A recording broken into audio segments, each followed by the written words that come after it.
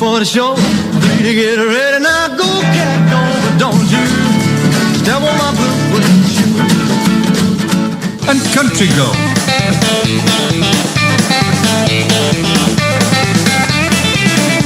All new shows on Spectrum On Air.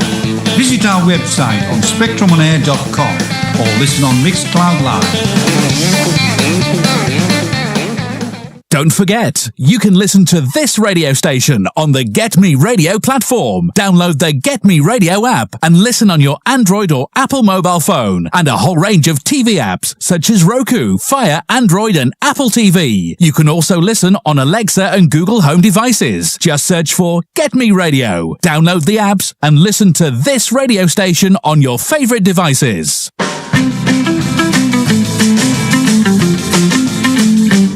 Why not come with me, Tony Ingledown, on a journey in my time tunnel? Broadcast every Monday between 2 and 3 p.m. on Spectrum On Air. I'll be taking a trip down memory lane, playing music from the late 60s through to the 80s. Indulge yourself in some nostalgia and let us go back in time together. That's Tony's Time Tunnel every Monday between 2 and 3 p.m. on Spectrum On Air, the colourful voice of radio. I hope that's a date. Don't be late. New smart apps with our advanced ways for viewing. XP TV One. You can now view us on Samsung Galaxy Store, Apple App Store, Google Play, Roku, Samsung Smart TV's App Store, and Apple TV, Huawei, Amazon Fire Stick, and App Store. XP TV One. Tomorrow's TV broadcasting today.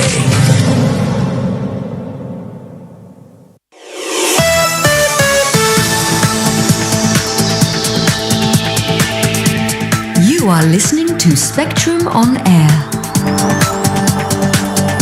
the colourful voice of radio.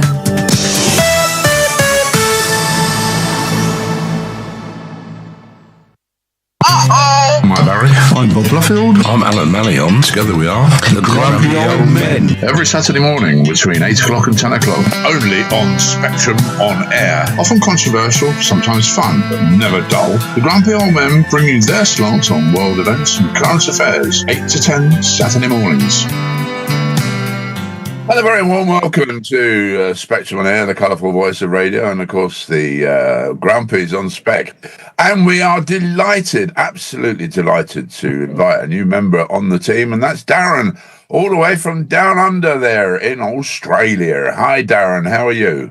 Yeah, morning guys. Morning, that's lovely to hear you. Brisbane calling. You get a bit of an accent there, Daren. Brisbane calling, that's great, yeah. Yeah, and Darren's going to hopefully do what Chris Naylor does, and that's pop in once a month and give us a different perspective on what the world is like, and what the world is about. So this morning, we're going to hear not only from this side of the world, that's Europe and the UK and that sort of thing, but also from down under as well. Let's get a few things out of the way first, though, Daren, because, of course, whilst here in the UK we're going into summer, you're going into winter, aren't you? Yeah, so the seasons are perhaps more sensibly done. So it's done on the 1st of the month. So 1st of June is the first day of winter. Yeah? So deep into autumn at the moment. So what's the temperature? Well, it's still about 26 degrees today. So it gets a bit chilly in the morning. So first thing I do, I take the dogs out first thing in the morning. And when I wake up, I just check to see what the temperature is. If it's 15 degrees or above, then generally I just go out in my T-shirt and shorts. But if it's anything 15 degrees or less, then I'll put a sweatshirt on. You got more than one dog now, then? Looking after a Herbert for Paige and me. Yeah, sorry. My husband. They're in Tasmania at the moment on holiday. Oh, devils, eh? Well, there you go. And it's, it's 15 degrees in this country. We go with overcoats on, We're talking about a drought, aren't we, now already? We've had a week of sun and now they're talking about a drought. Hosepipe bands, We do need some rain to start, so be going out in the garden to do it. But there we are. Yeah. I've played We've had a very wet year so far, though. It's been very wet. We've almost had the average annual rainfall already this year. Really? Yeah, you've had an awful lot there, haven't you, in Brisbane? Yeah, we've had over a metre of rain so far this year. Phew. Good Lord. That's a lot, isn't it? Yeah. Are you living in an area where, you're sort of quite safe from it? I mean, you're not likely to be flooded or anything? No, we're on the side of a hill, so we're fortunate. If we were to flood, then Brisbane would be gone. Yeah. Probably half of the eastern seaboard of Australia. Yeah. But we do have a bit of an issue because we're kind of built into the side of a hill. And so we do get a bit of, if we get a lot of rain over a period of time, last year we had a metre of rain in a week. And so we actually had some water go in the house then. Blimey. Yeah. Good God. Right, now, listen, you just had your elections out there, haven't you? How did that go? Well, it's an interesting thing because I know we talk about PR and all that. You've spoken about this quite frequently. So the election was 2 weeks ago, and as we go on air, there's still 3 seats that haven't been decided yet. Really? Where are those then? Well, it's all down to preferences. When you vote, we had 9 candidates on our ballot form, and you have to vote for them from 1 to 9. So proportional representation? Yeah, it is. So the interesting thing is, though, is that if it was first past the post, the result would have still been the same. Really? Yeah, exactly. Yeah. Yeah. This is why I am totally anti this PR. And I hope we never get it in this country because, at the end of the day, it seems to me, and it's a silly analogy, but it's like a horse race, and actually the horse that wins, he hasn't won it because the horse that come fourth, really, but he didn't move his legs so many times. So, he's declared the winner. I completely, utterly disagree with you. I think proportional representation is a very sensible way of going. But then you would disagree, wouldn't you, Mike? No, I wouldn't disagree. You want to hang them high, and you want a first past the post system, and What do you think, Daren? Having experienced both, the thing I like about first past the post is the certainty. It's done, it's finished. It's all over within a couple of days. Yeah. Now there was a situation in the Brisbane seat, the actual seat of Brisbane, in the last election. The Green candidate won, but he actually came third on the first preference. Yeah. But the way the preferences went after that, he actually won the seat. And that's when it doesn't, sit particularly well. However, I think overall, so we have 2 houses, we have, you've got the House of Parliament and then the House of Lords. We have the main Parliament and then you have the Senate. And they're both done on PR. So, but at least with the Senate, that means that they're a duly elected body rather than the Lords are, often appointed or whatever. And also because of PR, everyone has a voice. And I think that is the one really good thing about it. Although in the past, we've seen that there wasn't a party, didn't have a major majority. And so to get things through, if they had a minority government, they have to get the independents on board. And then it's really bribery. You're getting, okay, we'll put a new hospital in your area. Yeah. If you get this legislation, back us on this legislation. And that's not right either. But doesn't it actually work out a little bit fairer so that the minorities do get an opportunity to do something and somebody does get a hospital in the deal and, things actually happen, and politics is about wheeling and dealing, whether it's first past the post or I agree. Look, I don't think, this is probably overall fairer, but what you do get is like in the Senate, you have like the Pirate Party will have a seat.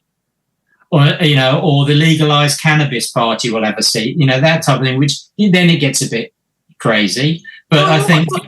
Why is that crazy? I mean, why shouldn't they have a seat? Because there's a great deal of people that actually think legalising cannabis is a very good idea. No, here we go. You started him off now. Well, maybe the legalised cannabis is one of the more sensible things. But why should the Pirate Party have a seat, because realistically, let's face it, we're not going back to piracy ever. Well, you can say that if you were off the Somalian coast at the moment. Yeah, well, hopefully they won't do it off the coast of Brisbane. We'll be okay. I've heard that certain parts of Australia have been targeted by the pirates now. Yeah. You're gonna see a skull and crossbones hanging above. There are Indonesian pirates, aren't there? Yeah, there are. There have been in. It's the illegal immigrants from France that realise that they can't get to the UK now, so they're going on their little boats across to Australia. Yeah, that'd be good, wouldn't it? You know, where Australia. Tell me, Darren, have you heard any more about this search for MH370, the Malaysian jet? Because it all went quiet. This new team have gone out with this boat on a sort of no win, no fee type basis, but it's all gone quiet. Have you heard anything down there?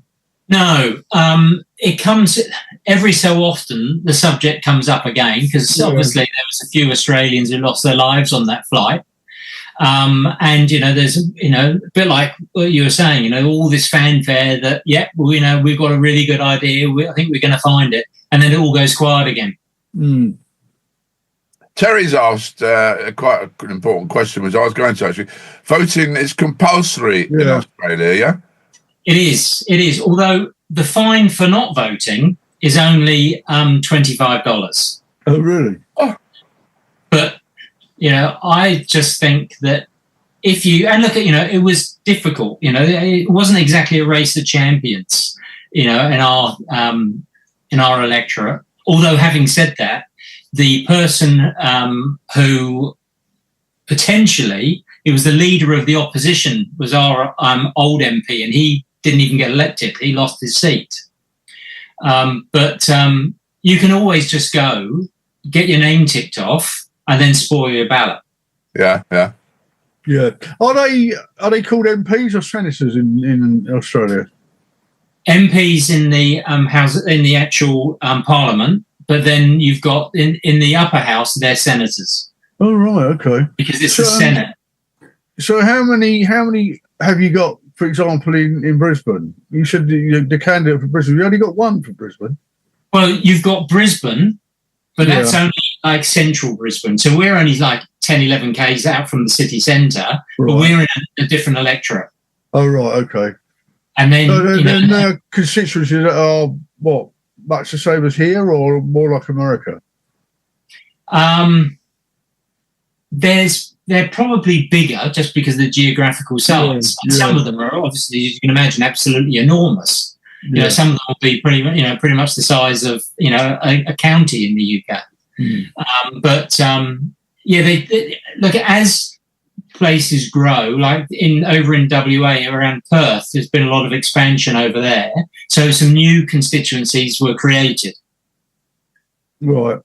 And interestingly, this happened in Melbourne. One of the electorates over there was split because they created a new seat. And that's how come the leader of the Greens party lost the seat. And obviously, so he had to resign as leader of the Greens. Right, okay. So how many MPs are there in total? I was hoping you weren't going to ask me that. Oh, right, okay. Poor old Daren has been asked to come on the show, the Grumpies, to contribute. And now having to go through O-level Australian projects. It's been interrogated. Anyway, I can tell you that the average turnout, I've just been looking it up, the average turnout is 95%. Yeah. And they have what's called the democracy sausage. So pretty much, pretty much often the election's on a Saturday, and they obviously do it at schools and like church halls and things. And the schools and church halls, they use it as a fundraiser. And so they do have like a sausage sizzle. So you go along and you get a sausage, you pay like $1 or $2. You get your sausage, and then you have to go to vote. But it's some archaic things, like you can only vote using a pencil. Because, when the voting... So they can rub it out. So when the voting rules were put in place, it was back in like 1930 something. And so people, there weren't ballpoint pens around so much then. So, pencil was, and it's still the case. As I say, when you vote for for your actual MP, it was 1-9. But you also have to vote for the Senate. Now, because there's lots there, you can either vote 6 above the line or 12 below the line, or that's a minimum. But literally, the ballot paper is a metre wide. It doesn't. You can't put it in the polling booth flat because it's too wide. So how long does it take you to go and vote? Well, it doesn't take too long because, as I say, you've only got to do, like, you kind of think to yourself beforehand who your preferences are going to be. So you're going to have 1, 2, 3. And once you get past, the third or fourth, then you're thinking, okay, who do I prefer, more than this? Yeah. But then if you do a 6 above the line, then basically you're voting just for the party. You're not voting for the individuals. Yeah. Although but of course, then you've got to try and remember, okay, who's going to be your 5th choice party? And so that's when I think I might put in there, the Motorists Association or whatever, because, you're starting to really, scrape the bottom of the barrel once you go past the top 4. Is the paper spoilt if you got, as you say, 6 above the line? So if you put 1, 2, 3 and then just leave it, does that spoil it or does that count? No, I think it still counts. There's certain things that if you were to draw on it or write on it or try I can understand those type of things on it, they do. But I think if you, I'm not 100% sure if you don't do it all. I know certainly I think you're okay, because I was reading somewhere that somebody they would accept a cross or a tick as an okay vote, even though you're supposed to do 1-9. So they're saying, okay, you've only done your first preference. Yeah. It's quite funny because they showed on the news here guys going in there, budgie smugglers, no tops on. Yeah. I mean, imagine that happening here, Yeah, I know. Yeah. But you can vote up to 10 days early. So there are early voting centres. So we go and vote early. We never vote on the day. Yeah. And because voting is compulsory, they take votes to hospitals, to old people's homes. They literally do make it so easy for people to vote. Oh, so the Grumpies would be all right because they come round, knock on our door and get us to vote, So yeah. You do postal votes as well? Yeah, they do postal votes as well, yeah. Oh, well, that's great. Listen, let me ask you a burning question now then. What's the attitude in Australia to President Trump? I'm pretty sure it's the same as anywhere else, really. They love him. Well, there are certain people that think he's fantastic because, he's, a bit of a nationalist or whatever. But I think it's the interesting thing is that I was reading something a week or two ago, and they were saying that tourism numbers from Australia to the US have collapsed. They're down by something like 20% year on year. And there is now the government guidelines have given the USA as caution. And people are, and they're actually explaining to people that if you want to go to the US, you're better off getting a burner phone than taking your mobile. Because if they stop and look through and you've said some derogatory things about, the old Dorito man, then, you could be in trouble. Good Lord. You could get disappeared and never to be seen again in some remote. Well, even if you have got your entry visa, they can. They have turned people. There's been quite a few. There was a Kiwi, a New Zealand guy this week who was told that there's nothing wrong with his visa. I can't remember exactly the reason why they turned him away, but he had a legitimate reason to be there, and he had the right visa. Yeah, it's getting like that here, though, Darren. Yeah, but you can come across on the boat. But that's the only way to get into this country. Come across on the boat. Chris, morning, Chris. Chris says that they've collapsed from Canada as well, and that's the number of people going from Canada. So now that we've got we got a situation at the moment where Mr. Trump is suggesting that the war in Ukraine is not really going to stop until him and Putin have little words together, Yeah, do you believe that? Sorry? The thing that concerns me about that, though, is that, I think, Trump has said many words about how good he will be and how the fact that he will stop the war and all the other bits. But what concerns me is what's he going to give Putin to stop the war? What's going to be the concession? Yeah. And I think, for me, he's going to say, right, okay, you can have what you've got, but, let's stop the war. And I don't think that's particularly fair. That's still rewarding the aggressor. Yeah. Yeah. I think you're right there, really, because I don't think that Putin is going to step down at all, because he cannot lose face. And, to sort of give back what they've already claimed illegitimately or illegally from Ukraine is not going to do well. And I think that it's rather a sad state of affairs all the way around, isn't it? Yeah, no, totally. And interestingly, an Australian guy who went over for a bit of an adventure and decided to fight with the Ukrainians against the Russians, he was captured. And yesterday, he was just given a 13-year prison sentence in Russia. Blimey. That's no, I can't see it. I can only see it escalating at the moment, which is bad news. And I don't think our man is doing any good whatsoever, posing as the big world statesman, which he isn't. And he's going around. He's got this meeting now, this summit. Is it today in Tirana, where they're going to be discussing the war in Ukraine and Europe's response to it? Well, if Starmer's in charge, got to help everybody.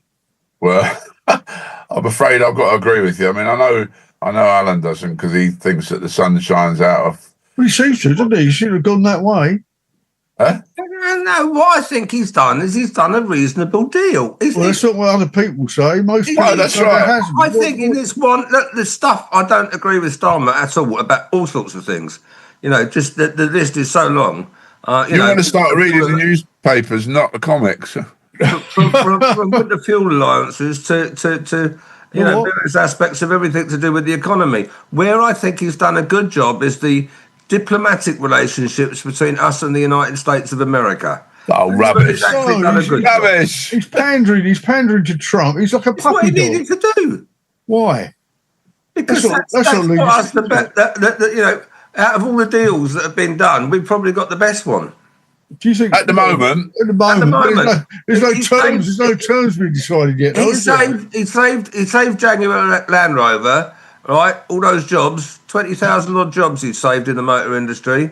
If he hadn't have got that deal, hang on, what about Nissan in Sunderland? They're closing down, aren't they? Yeah, but that's nothing to do with us. That's Nissan, isn't it? Yeah, but there's still jobs in this country.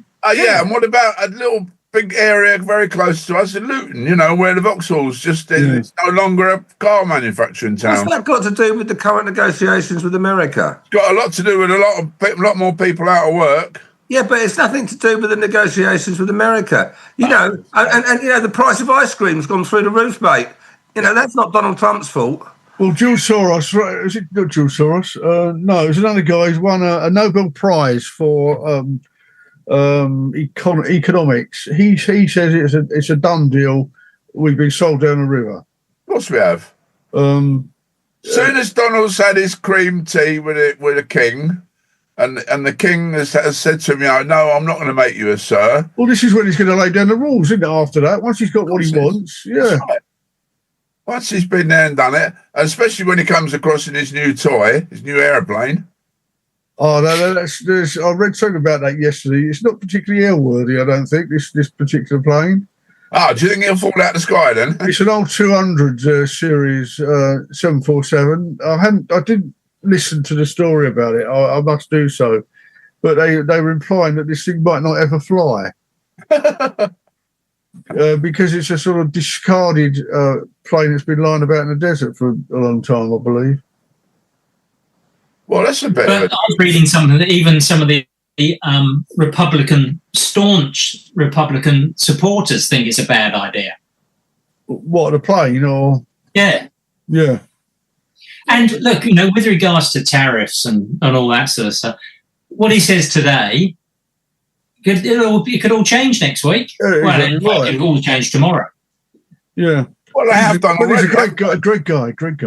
He is still selling the line to the Americans that actually it's costing the country. These tariffs are costing China a lot of money. It's not costing China a lot of money. It's not costing. He does not explain to the people of America that it's the people of America that pay for his tariffs, and they don't get it. Well, the other thing, of course, people don't get it. The other thing, of course, they've said about tariffs was that he said that about how good tariffs are a beautiful thing. That potentially could reduce everyone's tax bill and all that sort of stuff. So how do they all feel now then that he's just reduced the tariff by 90% or whatever it was to the Chinese? So all of a sudden you're going to have to start paying tax again. China, wonderful country. Beautiful people. Yeah.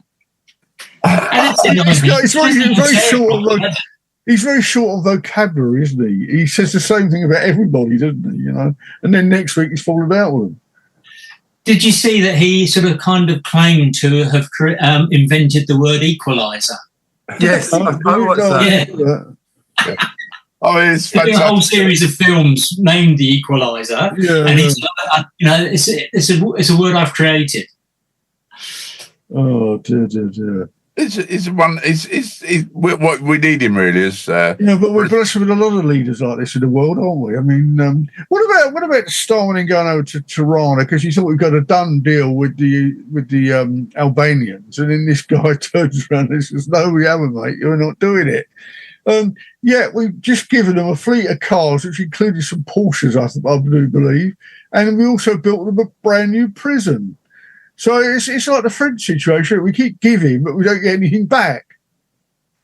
Well, I can't understand why anybody thought there was a done deal with Albania, because the Prime Minister of Albania has been saying since the deal was done with Italy, it's an exclusive deal for Italy only. Exactly right. It's not made a secret of it. So where does this idea that Starmer was going to go over and change that come from? Because I think this is a sort of a Mike Barry Starmer type story. You mean Keir, not Trump? Did you say Trump? You said Trump, yeah. I thought I said Starmer. Failed, Marion, failed. Yeah. But, I mean, he's selling us down the river, isn't he? He really is. Of course he is. No, he's not. Oh, come on, Alan, come on. He's not sailing us down the river. He's doing... He'll be giving the Falklands away next, won't he?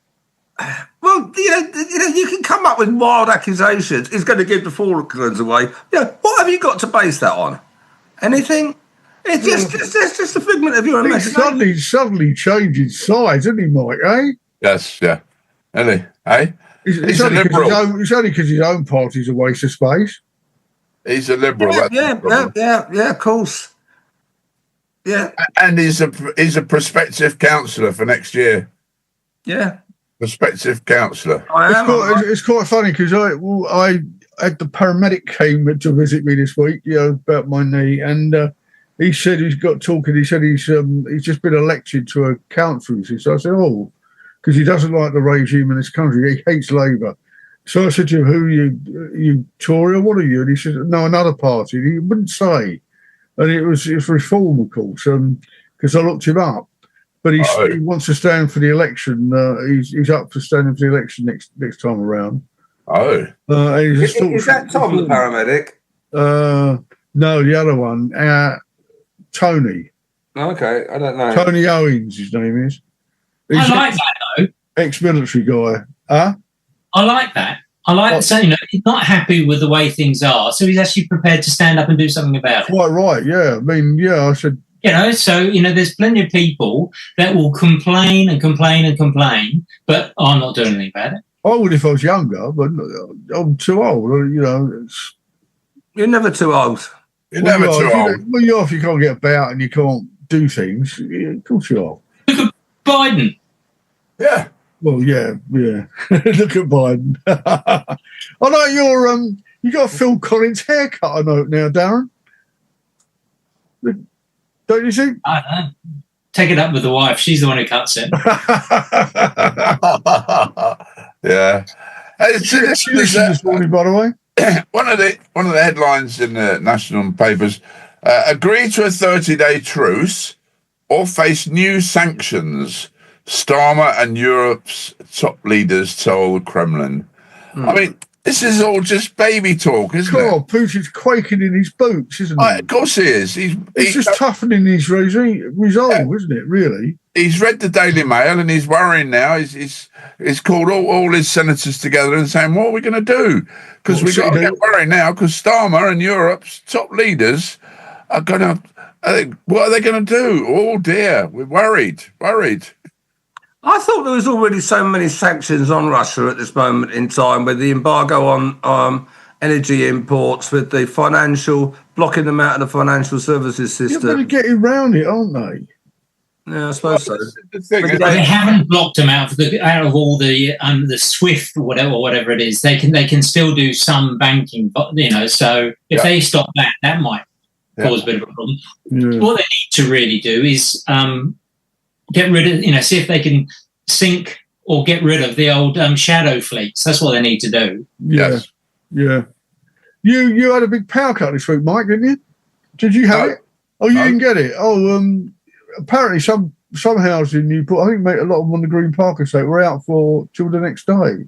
Ours went on and off very quickly. Anyway, Darren's point about shadow fleets, I completely agree with you, Darren. What's the Royal Navy doing? They're sitting there twiddling their nuclear submarines. They should be out there. Navies. They should be out there taking out this shadow fleet, because it's undermining everything that the world's trying to do. Well, it's just the trawlers and the oil tankers. Well, they're all oil tankers, but invariably they're old. So for me, the angle on it would be, from a world shipping safety point of view, we'll stop this oil tanker because it's unsafe. So I'm not saying that you can't do it because they're all dodgy. Yeah, was that the case? The Chinese are doing. Yeah, was it a case of that collision?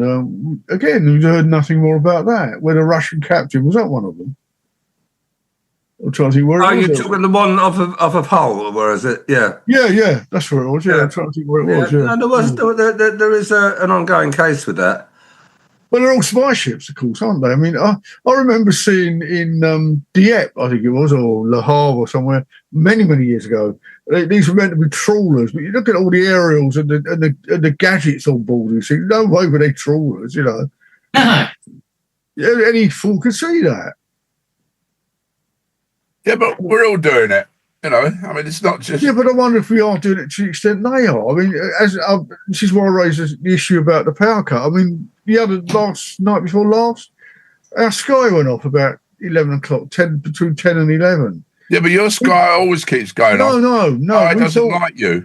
No, it does. We thought it was our box, because every time I reset the box, it'd come on for about 5 or 10 minutes and go off again. Yeah. Well, we learned yesterday Sky had an outage, a big outage. Again, another sort of glitch in the system, which is happening all the time, isn't it? Well, you've got thousands of people all around the world that are trying to hack into people's systems. Yeah. I mean, okay, you get the headline ones like the Marks and Spencer's one that, has caused a lot of grief. Is that still out? No, it's back on. Is it? Well, I got an email from the chairman or whatever this week apologising for the inconvenience, and that your personal data has been compromised. Ours was. It said the good news is that it hasn't, but you just need to make sure you change. You will be prompted to change your password when you log back in. Yeah. Move companies. Yeah. Go to the co-op. Oh no, they've been hacked as well, haven't they? Yeah. Yep. There is. It's the alternative society, really. The sort of gangsters and blackmailers have become more and more sophisticated. Yeah, well, even things like DHL bought my computer this week, and the guy says, "Oh dear," he said, "He won't read the barcode." So he tried to tap the number in manually, it wouldn't accept that either. So he says, "I don't know what's going on here. It keeps on happening today," and he did it again, and it worked. But again, is it another attack? You don't know, do you? Oh, of course it's. I mean, the thing is, well, I would think so. Yeah. It's a double-edged sword, really, because what they're saying is that, you know, it's these lads and that from all these little, you know, the little schoolboys and all the rest of it, but who is paying them to do it? Well, what's this one called, a spider or something, would it? Yeah, I don't know. That sounds a bit Russian to me, doesn't it, you? Well, sort of name they would give it, isn't it? Yeah. But I don't know. I mean, this makes a mockery, really, of a cashless society, doesn't it? No, not really, because we're going to go to a cashless society. Yeah, but if they knock out all their banking system, what are you going to do? Well, I'm getting more and more in agreement with Alan, which is frightening, really. But you know, he's mentioned it on the show before. Every little baby that's born should have a chip in it, you know, and a bit of fish, yeah. And that chip will have all their future bank details, and you know, it can be updated to their future, you know, the bank details and all this sort of thing. So that, you know, we won't have cash or anything like that. We'll just go into a shop and point our fingernail or our wrist or whatever onto a thing, and we probably won't even have to do that because it'll be ready. I'm sure it's going to happen. You know, I like science. I've actually started using more cash. Have you? Why? Yeah. Well, because I disagree with the fact that some of these banks and terminal providers, if you pay, irrespective of if you pay by a credit card or FPOS, they will still charge you. They'll charge you 1% or whatever. Transaction charge. And I'm thinking, well, hold on, you know, I'm giving you money for nothing. Yeah. You know, the shopkeeper doesn't get it. It's just so, you know, like I get myself a coffee every day. I just give them cash, you know, and okay, it probably equates to 2 or 3 free coffees a year, but I'd much rather do that. Well, yeah, what are you getting this cash, Darren? I mean, if you pay, I don't know what you pay for. What do you pay? $2, $3, or whatever pounds? $5 for a coffee. $5 for a coffee, yeah. So how much would you pay if you paid on a card? $5.15, I think it works out to be. Oh, you see, now this used to happen in the UK, and still does in some little shops where they will maintain that they won't accept cards for under £10 because it costs them, you know. But otherwise, I mean, I go up to my local pub and I'll buy a pint of beer and it costs me £4.90. And if I pay cash, it's £4.90. If I pay card, it's £4.90. Yeah. There are plenty of places where it is, but that's the reason why. Like, I know the guy who owns the cafe pretty well, and because he had to update his terminal, the old terminal, nothing. So I would pay with my phone every day, just pay, bang, done. But when he upgraded his terminal, he no other option.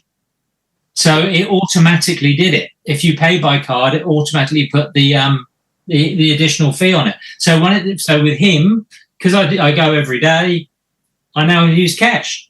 Yeah. I think, yeah. I mean, I think there's a lot of merit to that.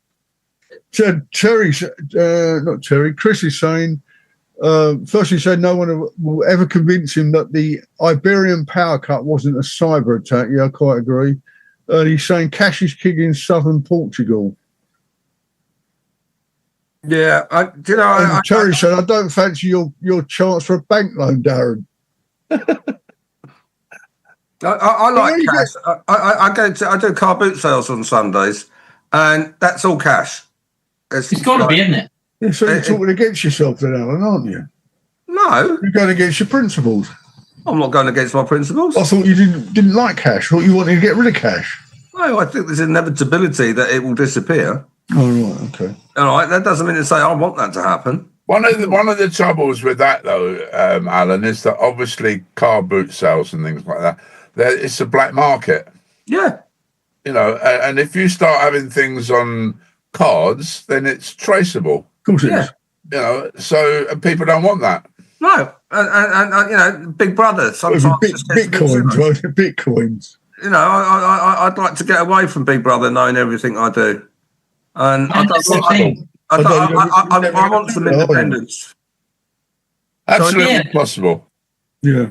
You know, it's like here, I can't remember what it is, but if you go over a certain amount, if you draw out a certain amount, the bank asks you, why do you have it? Why do you want it? I know. What's it going to do with them? And it's like, well, because I do. Yeah. You know, you go to the NatWest RBS and you want cash. You got one window. That's all you got. Not one open. There's just one physical teller's window. That's all there is. So you have to. I understand that the ATO, which is the Australian Tax Office, you know, they're keen to reduce cash transactions because they know that people aren't going to be paying VAT and stuff on cash transactions. Exactly. My local Chinese restaurant won't take cash. They won't take cards. They'll only take cash, should I say? Yeah, most of them are like that, aren't they? Well, a lot of them are like that. Yeah, but that's so obvious, isn't it? Because with cash, it's not accountable. Yeah. Well, I bet they're not clamping down on them, are they? Well, I knew a guy who had a fish and chip restaurant in the UK, and it was like his family used to run it, and so they took cash and cards and everything else. But it was I can't remember now, but I'm pretty sure it was everything they took on a Tuesday and Thursday lunchtime, cash wise, was theirs. They didn't. It was never declared. Yeah. The Bradwell fish bar, you know the Bradwell fish bar, Alan? Yeah. Lucci, that's cash only, or at least it was last time I went there. Yeah, no, I mean... We've got a Thai restaurant here, and I order online and everything else. I'll go and pick it up. And he goes, all right, okay. And I said, I've got the cash. And he gives you a discount. I wonder why. Well, yeah. You've got a fan, Daren, has come on and says, hi, Dad. Hi, Dad. That's Will. Yeah, that's right. He says, Daren says that to me. I'm his dad. Oh, well, there you go. See, but it's... that's Daren. That came about and going, didn't it? Daren, didn't somebody think I was your dad there? Isn't that how that started? Yeah, there we go. Yes. Yeah. Moving on a little bit, because we're coming up to the top of the hour when we're going to have a short break on that, but that's in a little while. But there's a headline in one of the national newspapers amid the panic over reform surge. Labour finally gets tough on foreign offenders. The headline says, commit any crime and you're out. Migrants to be warned. No, then, doesn't that make you quiver in your shoes, eh? Oh, of course it does. Yeah, I mean, once the old lawyers get their boot in. But the thing is, all these lawyers are getting paid on legal aid, aren't they? We're paying for again. Yep.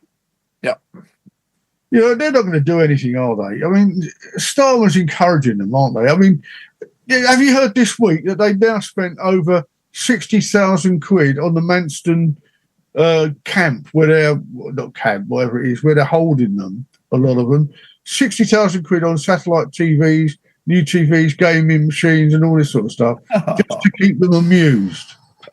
It's a farce. You don't want to attract them, do you? No, of course you don't. And they're filming this and sending it all to their mates overseas, aren't they? So more and more are coming because look what we've been given. The new Labour sort of like clamp down on immigration, a direct result of the recent elections, of course, and a direct response to reform. And it just sounds so weak. It sounds so hypocritical. You know, you're saying I'm a Starmer fan. I thought he did well on one thing. On this, I think he's doing appalling. All these principles that he stood up for in the past. Oh, yeah. He's just turned his back on them. But they forget. I've changed my mind. Immigration is a bad thing. Yeah, and what they're talking about, though, is the fact of they're talking about legal immigration. Yeah. You know, because they've set the parameters themselves, because they're giving somebody a visa to come to this country and saying, oh, by the way, bring your extended family as well, and that's what's caused these immigration figures to be so high. But they are what I call they're legal immigrants, not illegal immigrants coming across the channel. And that's costing us £8 or £10 million a day to house these people and to put them into hotels and give them cash cards and. What are you talking about? Are you talking about legal or illegal? No, I'm talking about the government is saying we're clamping down on immigrants, but what they're talking about is legal immigrants. Yes. But not illegal immigrants. Yeah, well, legal immigrants form the bulk of the immigration to this country. Well, of course I do. That is the bulk of it. That illegal immigration, the boat people represent a very small proportion. Rubbish. Rubbish. But it's just a small proportion, but it's only 1 million compared to 6 million or whatever it is. It's costing the country more to look after illegal immigrants. Oh, of course it is. Than it is to look after the overstaying legal. Talking to you is like talking to Donald Trump, Mike. You don't even know what you're talking about. Well, 1 minute you're going legal, then illegal, then there's more illegal, then there's more legal. Get your facts right, come back on and actually talk about it sensibly. Well, like you do, Alan. Yeah, of course. I'm right about everything. Cheers, Bob, yeah. I mean, you've got Alan. You see, Alan doesn't understand the difference between illegal and legal immigrants. No. There's not illegal immigrants. They're irregular. Irregular? Yeah, exactly. Well, irregular immigrants. Did you see Christie's went over there? He went over to one of a warehouse, an illegal warehouse where they got all these tents. He said the smell was atrocious. This is in Calais. And the police are doing nothing. He said he went all along the coast, 70 miles of coast, and the French police are doing absolutely nothing. So they then filmed this dinghy moored on the river, waiting to go. And it was just there with all the belongings and all these makeshift inner tubes, in a pack to give to the people going on the boat. Anyway, they did come back and slash that later on because it had been on. They'd seen him filming it. Well, anyway, the next day they've raided and closed. I don't know what they've done, but they've raided this illegal migration warehouse that he filmed the other night. So. You ought to see them. It's appalling. One guy said, yes, I'm coming to Britain because I know you're going to give me everything. If I want a house, I'll get one. Yeah. And they're programmed for it. Yeah. But I just think they're troops. A lot of these are troops coming into this country for the caliphate. Well, that's my opinion. You wait and see. Wait till there's a next major outrage, a bombing or something. Starmer's going to look an idiot, isn't he? Oh, he looks an idiot now. He looks an idiot already, but he's going to look more of an idiot. You see, Australia doesn't have this sort of problem, do they, Daren? Well, they used to have more of a problem with boat people and everything else. But one of the things that they did, which I thought was really effective, was they started advertising. So they found that a lot of people were coming from, say, like places like Sri Lanka. There was a lot of internal violence there. So they started advertising in Sri Lanka saying that, if you come to Australia on a boat, you never become a citizen. You'll never get anywhere. And so, rather than waiting for them to get here, be creating a problem, they started sort of trying to head them off at the pass.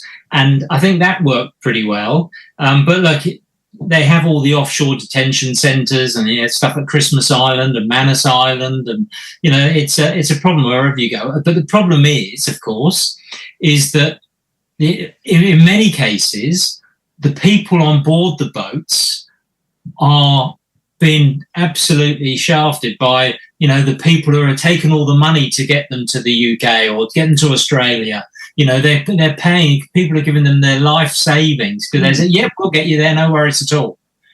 And, it's the people traffickers that we need to really try and sort out. Well, you've got to smash the gangs, Daren. Smash the gangs, just like Starmer's doing, Yeah, well, they should do something. Yeah, but all it's doing is they're giving them more and more incentives. Do you know, Darren, some councils are paying for driving lessons for these illegals? Yeah. I mean, it begs belief, doesn't it? And go on the Home Office website and it tells you all the benefits they're going to give you. Come here, we're going to give you this, that, and the other. Yeah. And look, I think that, if you had genuine asylum seekers, where you go and they're in a refugee camp somewhere and you agree that you're going to take so many and you actually bring them over, I'm all for that. I think that's the way to go. However, the thing that I just find really hard to really comprehend, whereas, you're supposed to seek asylum in the first safe place you get to, but how can that possibly be the UK when they've come from North Africa? Exactly. You're not going to be able to paddle, one of those like 10-foot dinghies from Morocco through the Straits of Gibraltar, around the Bay of Biscay and up the Channel. They're very good sailors, Darren. Yeah, they are. And I guess they've all got arms like Popeye after rowing that distance. I mean, what frustrates me is that, all right, they probably use their passports properly as they're coming across Europe and that, but as soon as they get in that little boat to come across to the UK, they sling the passports overboard. Well, why? I mean, they're obviously not proud to be whatever country they come from where they've got the passport. I don't see, if they wanted to stop this, they could, quite simply. I mean, one of the things we've got to either change the ECHR or get out of it completely. Because it's a nonsense, isn't it? It was devised far long ago before any of this took place. So it doesn't, and they've got to get rid of somehow, stop these lawyers that are defending. Also, why, if they get their asylum turned down, why should they have the right to appeal? I mean, these appeals go to 10, 11 appeals. Again, as I said, we're paying for that on legal aid. Of course we are. And these lawyers are getting, becoming millionaires. And, you've got to say most of these lawyers are Pakistanis, which are, clever lawyers that are getting them off this, that, and the other. And then the judges are weak as well, aren't they? The judges are interpreting things how they want to see it. Why is it that, in fact, it isn't illegal to take these people, put them back on a boat and take them back to France? Well, it's not, is it? No. I mean, but why is that? If we upset the French, so be it. Why can't we upset the French? Why doesn't the border force? Why doesn't the border force, when they pick up these little Herberts, just take them straight back to France? Well, no. Not only that, they're taking off the French are giving them life jackets now, aren't they? Which they've asked us to send them back, and we are. We're sending back these life jackets for the next lot. Of course we are. It's an absolute bloody mockery. But you imagine, where he showed you on GB News the other night when he was in France. He spent a day and a night there. Imagine what it's like for the French people living in that area, with all this lot milling about, and they're raiding the supermarkets. They've got coppers now with Belgian shepherds in the supermarkets guarding it and to stop them shoplifting. Yeah, but. And then you get the charities, like, what's it, Aid for Calais, or what it's called, I don't know what it's called, and the NGOs, and they're all saying, they're all the do-gooders, aren't they? That, these are wonderful people, kind people, they're escaping persecution. It's a load of nonsense. While that may have been the case at the beginning with some of them, I don't think it's the case at all now.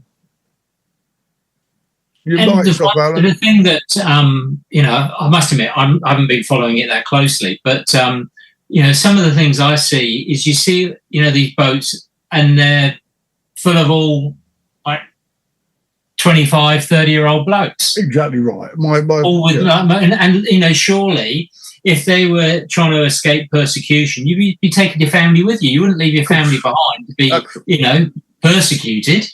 Of course. No, they're economic migrants. See, the answer to that is very straightforward and clear, because when they get to this country, they get granted asylum, and then they can bring their families in. Yeah. Well, not only that, we just allowed in several hundred ISIS fighters back into this country this last week or so.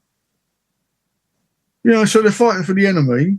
And welcome, guys. Bring your guns with you. I think if you're sitting there, in one of these countries, and you go, if I go to England, I'll get put up in a 4-star hotel. I get 3 good meals a day.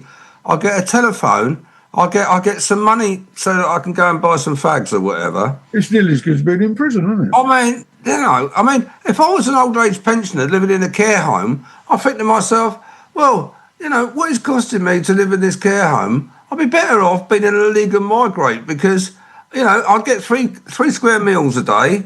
I'd be living in a 4-star hotel with a bit of luxury. It'd be better than living in a care home. So, I think we've got the balance very wrong, and that needs to be dealt with. That's where the world's gone mad, isn't it? Yeah. Totally.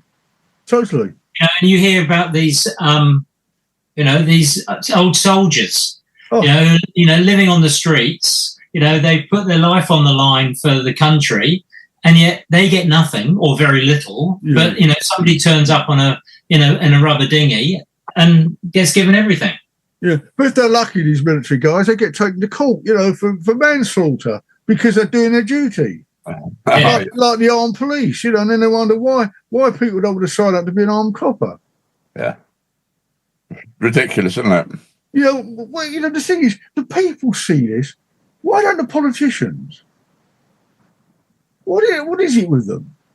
Well, I'll tell you what. I'll tell you something else that really annoys me, gets under my nose. Is Starr and his cronies keep calling us the working people. To me, that is condescending. It's as if to say we're superior to you. You're only the working people. Anybody that works is a working person, aren't they? Correct. This terminology he comes out with, I just find it totally despicable. It's politically sanitising terminology, used to basically take the sting out of it. It's irregular, not illegal immigration. Yeah. Oh, of course, you're right. All that good stuff. It's like the PR speak people have been working overtime. And Starmer is a master of it, to be fair. Yeah, when he says, let me make myself clear, you mean, there's another lie coming. That's the last thing he's intended to do. And if you look at him, he's always reading from notes, isn't he? He can't speak without his notes. And did you see about PMQs this week when he was rude to the leader of Cry Cymru? No. She criticised him over something to do with the migration, I believe. And he turned around and said, "What you say is absolute rubbish," and then sat down. And this is what he does. He dismisses it. They're saying now that he cannot discuss things with women. He tries to undermine them. And if you watch him, it's true. But it's interesting here, the state parliament, the guy who won that, Tina hates him, but his whole thing was done on youth crime. So it's his election slogan was adult time for an adult crime. So it doesn't make any difference, if you're like 14, if you steal a car and you kill someone, you're going to be doing adult time. Yeah. Right, talking about adult time, that's time for us to take a little bit of an interlude. I'm glad of that. We call it an interlude because you can go away and make yourself a cup of coffee. We will be back with you very, very shortly for the second hour of this morning's programme, Grumpies On Spec. Enter my world. Join me, Harry Kukuli, in the Aliens Temple every Saturday night, 10 o'clock to midnight, on Spectrum, on air. Immerse your senses in intense, passionate and seductive music. The Alien Temple with me, Harry Kukuli, every Saturday night, 10 to midnight, on Spectrum, on air.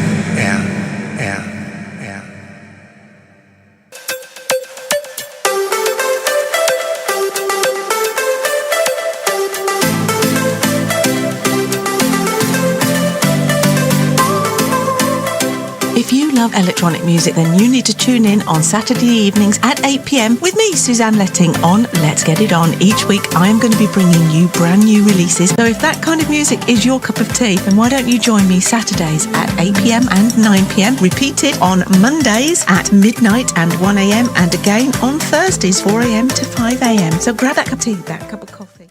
It's Spectrum on Air, the colourful voice of radio.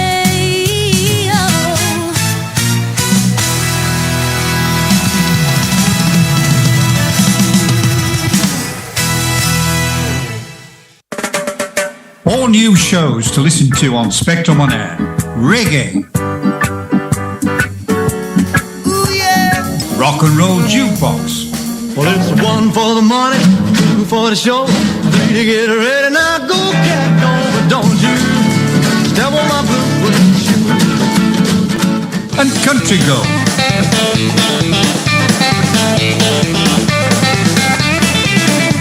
All new shows on Spectrum on Air. Visit our website on spectrumonair.com or listen on Mixcloud Live.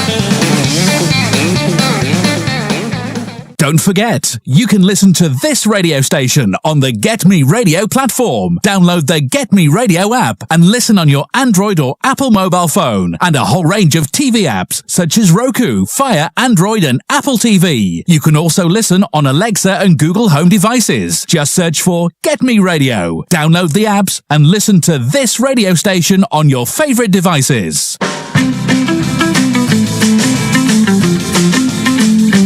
Why not come with me, Tony Ingledown, on a journey in my time tunnel? Broadcast every Monday between 2 and 3 p.m. on Spectrum on Air. I'll be taking a trip down memory lane, playing music from the late 60s through to the 80s. Indulge yourself in some nostalgia and let us go back in time together. That's Tony's Time Tunnel every Monday between 2 and 3 p.m. on Spectrum on Air, the colourful voice of radio. I hope that's a date. Don't be late.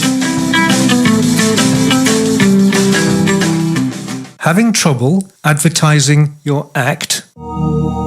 Need more exposure without breaking the bank? Here at CJC Promotions, we believe that teamwork, bonding and having fun go hand in hand with promoting your work. We believe in artists getting the exposure they deserve without experiencing the stressful side of social media and advertising. With contacts worldwide covering a multidisciplined media environment, we can target your talent so you gain the experience without the consequence of wasted time in unproductive ventures. So, if you are serious about getting your talent out there, just contact Catherine at cjcpromotions.co.uk. That's Catherine at cjcpromotions.co.uk. And remember, our aim is to nurture your talent, not exploit it.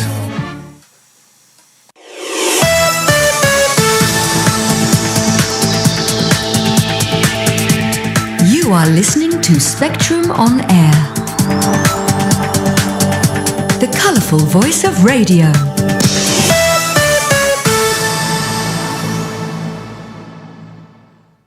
Hi Barry. I'm Bob Bluffield. I'm Alan Mallion. Together we are the Grumpy Old Men. Every Saturday morning between 8 o'clock and 10 o'clock. Only on Spectrum on Air. Often controversial, sometimes fun, but never dull. The Grumpy Old Men bring you their slant on world events and current affairs. 8 to 10 Saturday mornings.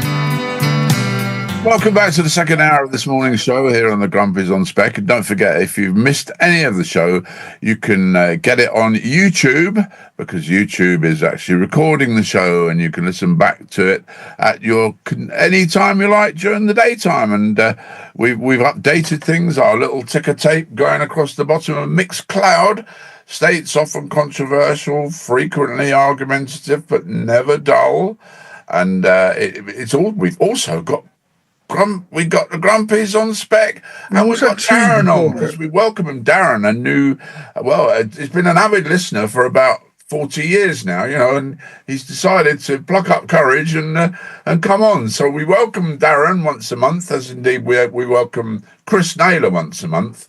And the reason that we only have them on once a month, I can let you into this secret now, listener, and that is because once they've come on the show, it takes them 3 weeks to recover. So anyway, we welcome their comments. And incidentally, if fan of the station, as they say with their guests on GB News. Yeah, if you'd like to comment on Mixcloud, you're more than welcome to. You have to actually register to go on, all right? It doesn't cost you anything at all. Just do the little bit of registering on Mixcloud, and then your machine will actually hold it. So next time you want to come on, you hear it. Terry's saying that Mrs. Daren is very quiet. Say that, yeah. That's Tina, So where is she? Well, Brisbane I think girl. Well, we know what's happened to Tina. She's lying down in a darkened room now, worrying about her poor husband, who's on the show this morning. But there we go. Welcome, Daren. And it's lovely to have you on. Now then, moving swiftly on as we do, or we don't sometimes. We're becoming really worldwide, aren't we, with our guests on here now? Well, that's right. The question is that.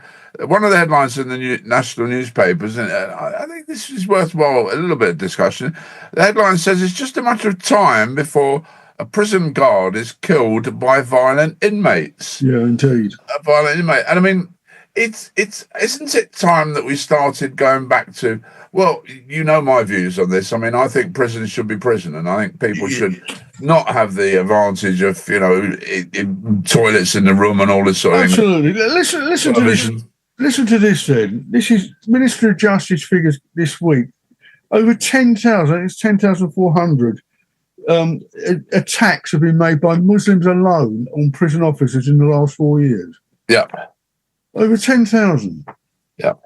And as you said, they were talking about this last night. I forget who it was. It was a politician was talking about this. That, they should put them in a room, give them their food for a slot in the floor, have a toilet in there and nothing else. Just a bare cell, like this Rudy Picano guy, that did the Southport murders. Hello. What's prison like in Australia? Are you assuming that I've been? Well, I wasn't going to tell the listener that. Well, you £10 pond when you take it over there with the. No, I think to be honest with you, it's very similar. Yeah. It's overall there's they've all got their own rooms, the TVs. It's it could be pretty cushy, but it's the one thing that they do here though, and I must admit, where I always find it crazy that somebody in the UK gets a life sentence. Realistically, that probably means 15 years. Yeah. And could possibly be probably 12 years with good behaviour or whatever. Whereas here, if it's something that is a life sentence, well, it could actually be life.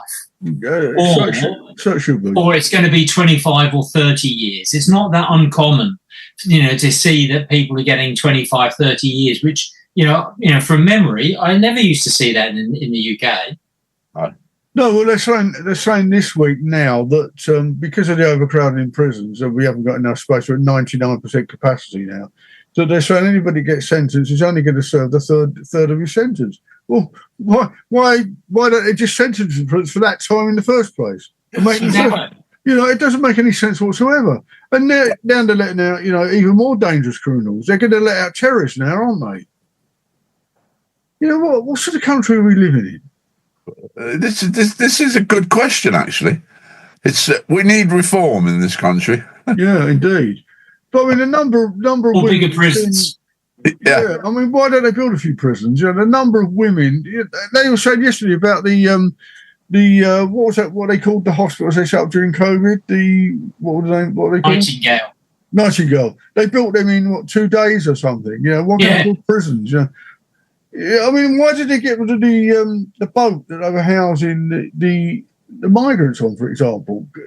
It's okay for all workers to stay on that, but it wasn't all right for migrants. It wasn't up to their standard. I do wonder, but the number of women people on TV now, you see, that are saying they're frightened to go out at night and everything. In fact, they're frightened to go out in the daytime now in London. I don't know. But you see, I mean, in Australia, for instance, there's zero tolerance, and there's like drink driving. You know, I mean, if you have a drink and drive, that's it, isn't it? Well, look, I'm amazed. Yeah, that there's been situations. There was quite a well publicised one where a woman was done for drink driving. She went to see in court, and she said, I had no other option to get home. I didn't realise I'd drunk too much, but there was no public transport. There was, the taxis didn't run or whatever it was. And they actually kind of let her off. Really? I think that,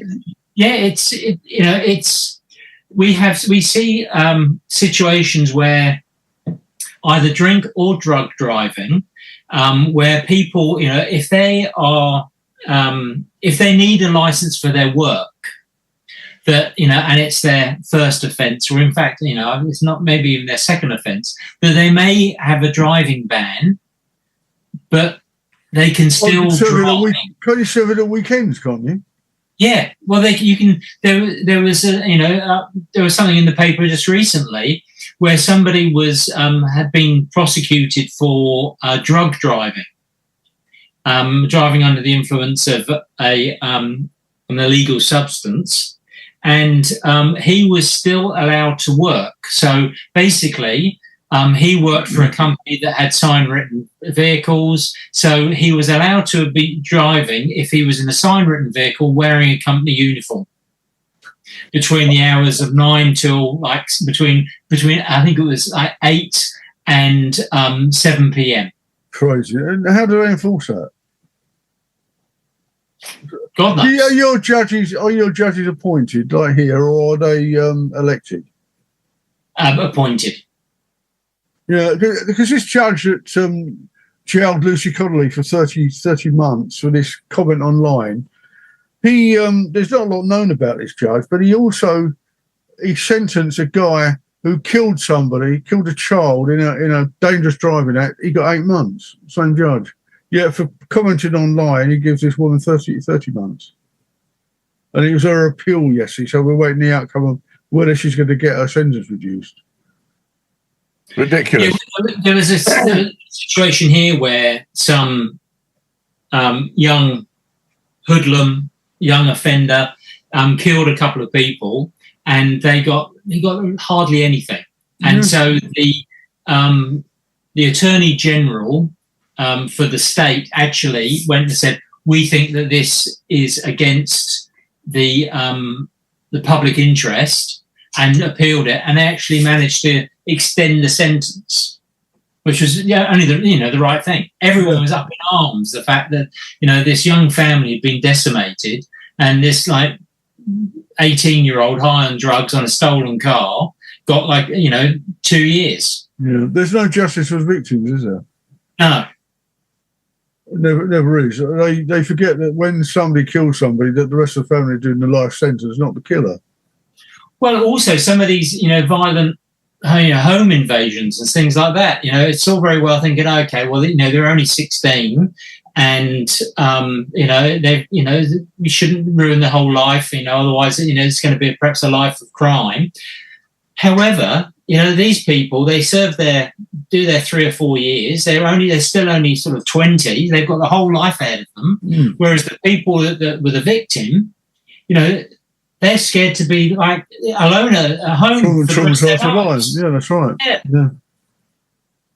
Oh, I don't know where it's going. It's interesting to see that the system happens around the world, though. Not just in the UK, but moving on, there's another headline about Rees-Mogg.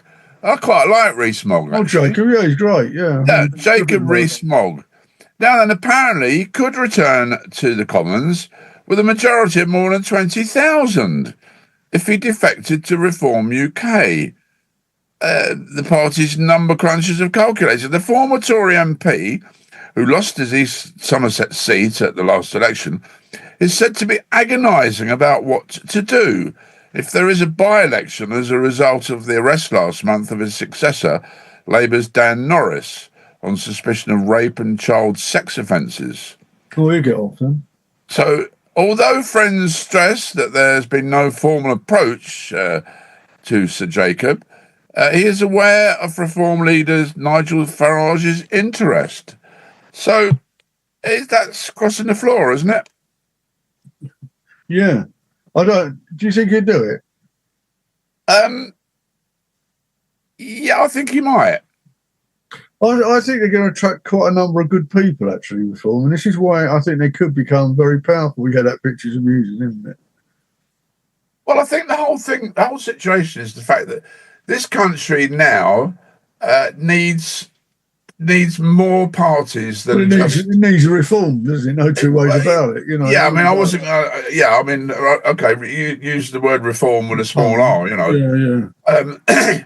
Because traditionally the Labour Party and the Conservatives, it was a two-horse race, wasn't it? Two-horse country.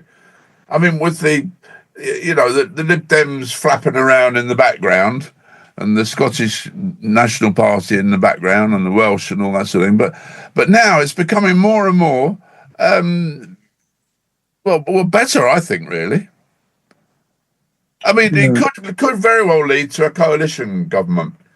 Well, I don't think that's necessarily a bad thing. You know, the Scandinavian countries have been running, or the Nordic countries have been running on coalition for donkey's years. They seem to do it quite amicably. Yeah. But you see, the thing is, in this country, it's what everything they do now is political. And Starmer and his crowd are still blaming the Tories for everything. You know, they've been in power, 9 months now. Why aren't they addressing this? We don't want to know we know the Tories cocked up. So why are they going to keep harping on it? Do something about it, but they don't. Well, a £22 billion black hole takes a bit of filling, doesn't it? Yeah, doesn't it just? But, you're going to have full overloads. There'd be some sort of unity between the parties to solve the problems that are getting mega, instead of harping about, using political warfare. Well, there is quite a lot of agreement between the parties on real big issues like the war with Ukraine, where they do actually cooperate. Yeah, but that doesn't concern our country so much, does it? Well, migration, illegal migration, irregular migration. That's where I think there's big total cooperation, because that is a national threat. Why didn't they let, for example, the Rwanda thing did discourage people. They were going to Dublin instead of coming to England. And the migrants said they wouldn't come here while this threat of going to Rwanda's there. They talked to quite a number in the camp. Well, I think that's I think Starmer copied Trump with his first 100 days in office. He was going to do this, that, and the other. Like Trump was going to end the war in Ukraine, on day one, and I think Starmer was going to do things on day one, and he scrapped the Rwanda policy, which I think was a mistake. Yeah, so do I.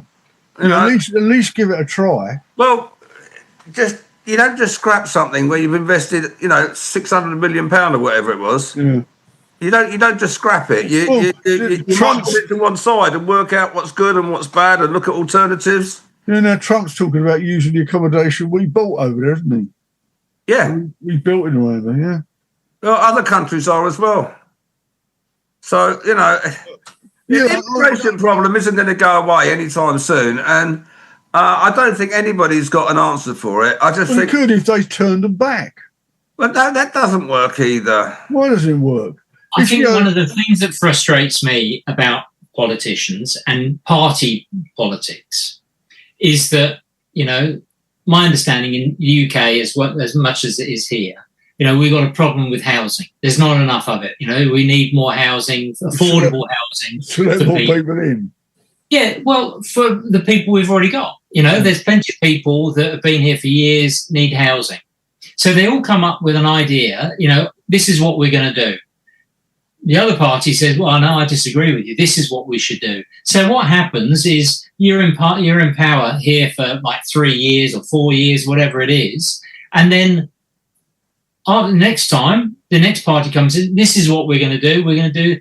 And at the end of it, nothing actually gets done. Cool. So I think, that's where a coalition or somewhere where people can actually think, right, okay, well, this is the national interest. This is something that we've got to get fixed. Rather than, me saying this is what I'm going to do about it on behalf of the country, it should be, what are we going to do to fix the issue? And, because let's face it, you're not going to fix some of these problems in 3, 4, 5 years. It's going to take 15 years or whatever of significant investment and actually going that way. That's what we need to do. And it should be, okay, we're agreeing this for the next 10, 15 years. We're putting this amount of money in it. This is what we're going to do. It should be legally binding that I have to do it. Yeah. And or irrespective. Sit down for it. Yeah. Irrespective of who comes in or, whoever, what party it is or who the leader is, this is what we've all decided we're going to do. We're going to see it through to the end. I absolutely agree. Absolutely agree. Who could argue with that? But it's just all it is now is political point scoring, isn't it? They're not trying, they're not attempting to solve the problems. They're really not.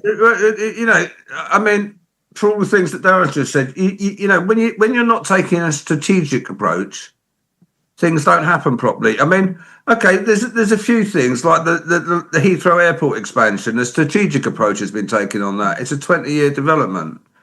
HS2. Do you think that's going to happen? Of course, it's going to happen eventually. I don't think so. What's the situation with HS2 now? I thought that was cancelled, but it's not now, is it? Well, again, another knee-jerk reaction. If we can't afford it in 20 years, make it a 30-year project. Do it a bit slower. Take a bit more time over it. But eventually, we're going to need it. So don't scrap it. Don't do it. Why don't we adopt the sort of Japanese and the Chinese way of doing things? Like if China was involved in building HS2, that would have been up and running about 10 years ago. It's cheap forced labour, isn't it? Well, it doesn't matter what it is. Bring the Chinese. It does matter what it is. Bring the Chinese in to do it. No, it does matter what it is. And if you're using cheap forced labour and bullying people and all that sort of stuff, I'm not suggesting the balance isn't gone too far the other way, where somebody with a dog kennel can cause like millions of pounds worth of delay, and where we got to spend £6 million building a back tunnel, and just to keep some ecologists happy and all that good stuff. I think it's gone a bit too far the other way. But again, I wouldn't want to end up in a regime like China. Thank you very much. No. But hang on a minute. China, wonderful people, wonderful country. If we were, because the British worker won't get off his backside and do that sort of thing, and hang on a minute. We've got nearly 1 million illegal migrants here. Why don't they do it? That's what I was coming to. No, seriously, all these people that come across, all right, okay, we're feeding them at any rate, but feed them and make them work. Yeah. Take them up to HS2 and things like that. See how long they would last. They would be buying boats from the shops in this country and sailing back to France. I also get very angry about the fact that the Coast Guard and the Border Force and the Royal National Lifeboat Institute are operating a taxi service. I wouldn't now. I used to admire the RNLI, but I don't anymore because of this.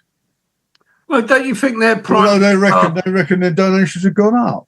Don't you reckon their primary task is to save lives? It doesn't matter who's live. It's not their problem. The politics is not their problem. Their job is to save lives. My point is, you might as well just stick them on a ferry, mightn't you? Yeah. So but you don't blame the RNLI because of it. They shouldn't have to be doing it. They shouldn't have to be doing it. Though, at the end of the day, a life is a life. The fact that they shouldn't be there in the first place, but as they are, you can't just say, "Oh well, yeah, we're not going to go out and we'll just see them flapping around." They've got life jackets; they'll be right. You can't do it, can you? No, that's right. So don't blame the RNLI because they're a really good organisation. And make a donation. Well, no, make a donation, Alan. Oh, I do on a regular basis. Whenever I see you quite often get a little girl standing there with a pot, standing outside the supermarket. I always put a couple of coins in. Do you know, I don't actually mind doing it. It's the ones that are there waving at you and they're looking to sign you up for the charity stuff. One of the things I noticed here. I've got done like that with the air ambulance. Yeah, we used to, now, when you get a bit older, they don't bother because they profile you and somewhere in their training it's like, don't bother with the oldies, just go for the younger people because you better tell them your sob story and get them to sign up. There's a big increase of people knocking on your doors here now for charities, but you don't really know if they're genuine. You think they are, but I get Will and Hospice knock on my door quite regularly, but I already donate to them. Why don't they know that? And of course, once you start donating, you get even more, don't you? Even more. Well, it's GDPR, isn't it? I mean, they're not allowed to give that information out to people. And the trouble is, it's a little bit like when you used to go abroad and you got these time selling people badgering you, But the trouble is that I have a bit of empathy for these poor lads and lasses in the shopping centres and that, because at the end of the day, they're not really paid. They just work on a commission basis. So, if they don't sign anybody up, they don't get paid. Or they get paid very little, Yeah.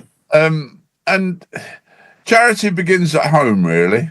Yeah. Well, there's a movement now, isn't there? I think Sharon Davis is behind this. That charity should have to publish the wage structure of their executives, and also how much of the money you donate actually goes to the charity, not to salaries. Yeah, I think that would be a really good thing. Yeah, they're saying now that in most cases 90% of it goes towards salaries and not to the charities concerned. That's right. And this should not be. I mean, you're talking about, who was it? One of them was on £198,000. Yeah. And they're saying, well, you've got to pay this to get the best person. Rubbish. There's ample people out there with the talent to do these jobs who would do it for much, much less. Did you say £195,000? Yeah. Well, that's coincidence, because that's just what the boss of Thames Water was given in a bonus. He'd only been in the job 3 months. 3 months, and he got that as a bonus. And they've just been fined, haven't they? Well, not as bad as Thames Water. It's not as bad as Thames Water, because their guy gets £2.5 million. Yeah, this is what I'm talking about. It's the Thames Water. Yeah, £2.5 million. He's now saying that he wants his bonus, which I think amounts to £1,800 per day, paid as well. It's obscene. And yet, Tina's actually right. When the guy should be in jail, shouldn't he, for negligence? Negligence. Tina's commented on the fact that these projects, when we were talking about HS2 and all that stuff, will need to have safe workplaces. And I thoroughly agree with you there, because this business not like Barry with his big whip in the Middle East, where so many workers were imported in and lost their lives, for shoddy safe working practices, Terry says air ambulance and heart research should be government funded, financed. So should children's hospices. Well, children's hospices get no state money at all. They all have to be privately funded, which is totally wrong.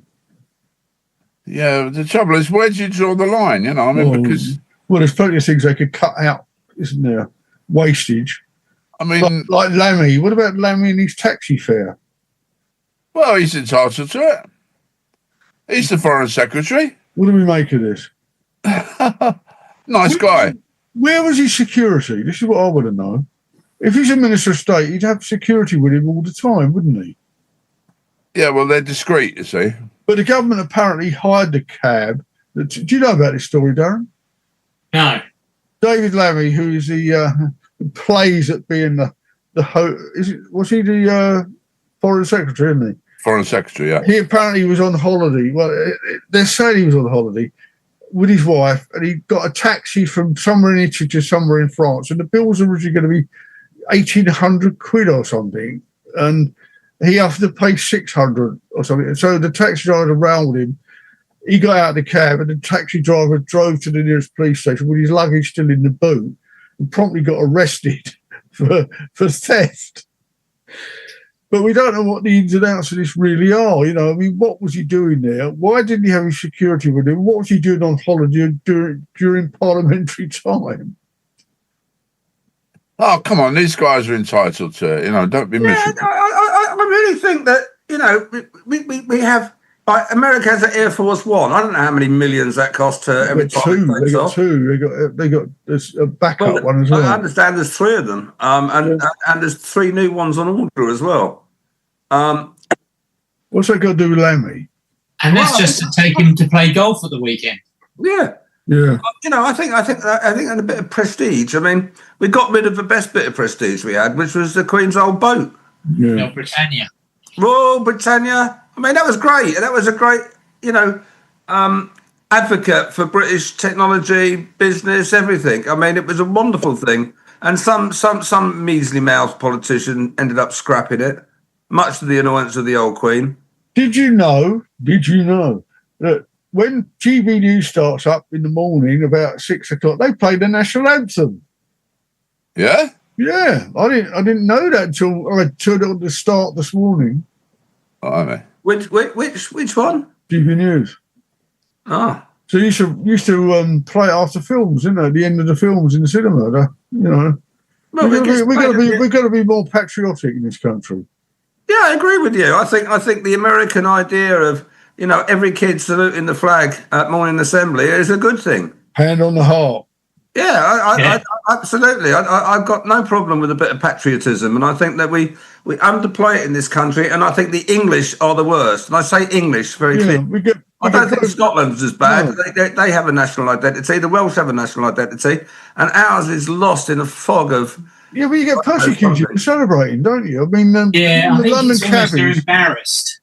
People are embarrassed to be English, which is they should never be. No, London cabbies were told, in 9 terms by Khan, I believe it was, that they couldn't put Union Jacks on their cabs on St George's Day.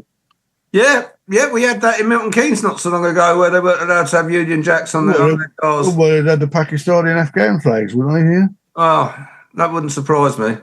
Post office fans as well. But talking about that sort of thing, though, what do you think about this COVID inquiry which is going on at the moment? It's gonna. They reckon now that it's gonna cost £227 million. It's ridiculous. This is the problem with inquiries, isn't it? I mean, it's like the rape gang inquiry. I agree. We need to have an inquiry of some sort, but they've got to, you know, to run on for 3, 4, 5 years and whatever they do, and just run up ridiculous amounts of money, which only goes to the lawyers, doesn't it? Yeah. It's like the post office inquiry. You know, exactly the same with that. How many postmasters, former postmasters, have been persecuted and put in jail, have been paid off yet? Well, I think there should be a cap of how much a lawyer can be paid out of government money. Yeah. And that should be capped. Something like, I don't know, something reasonable, £300 a day. Absolutely. But £3,000 an hour, no. Which is what some of them charge, which I think is absolutely outrageous. So, I would if I got that job of Prime Minister, I would institute a cap on what a lawyer can be paid out of government funds, and that will soon stop a lot of it. Yeah, but you know what's going to happen. The end of this COVID inquiry, like all other inquiries, is that, lessons have been learned, but they're not. They may have been learned, but they don't act on them. No. And they come up with a whole list of things we could have done better, but we won't do it. It's still ramble on exactly the same as before, and no heads will roll over it. Well, I listened to a bit of it the other day, and I just thought there's nothing new being said here. No. It's just going over the same old ground, stuff we already know. I watched a lot of the post office inquiry, and that sort of dragged on. Well, that was... we know damn well who the villains are. Yeah. Who should be serving time. Yeah. So why don't they do that? These people are never going to be prosecuted. Well, why don't, I think it's 4 have committed suicide over this now. I mean, the public prosecution service is not fit for purpose, that's for sure. I don't think so. Because if it was, particularly that woman who's gone off to become a priest or something, whose name... No, she was a priest. Reynolds. Yeah. No, she wasn't. She was a priest. She was up to become bishop at St Albans. Yeah, she should be serving time now. Absolutely. No two ways about it. Yeah. And she's lied her hind teeth off. She stood there lying through her teeth on that inquiry. And then she burst into tears, of course. And then, of course, the tears saved her. Yeah, yeah. Well, sorry, that's where I go a bit odd, Look, nobody is ever. This is the trouble, isn't it? Nobody's ever held to account. It's like the rape gangs. They know which council workers and police officers have neglected their duty. In fact, some have been complicit in it. Yeah, nothing's done. No, where again? Where's the CPS in that? Where's the Crown Prosecution Service saying? So Keir was supposed to have opened up a can of worms like hell he did. He hid it. Yeah. It's like this guy at the Southport killer. As I said, I think I said this last week. Where were his parents on this? Why has there never been any mention of his parents? He's living in the family home. He's producing ricin in his bedroom, and nothing's mentioned about his parents and why they didn't know anything about this. I don't think that's part of the equation. I'm sorry, but I don't. Why not?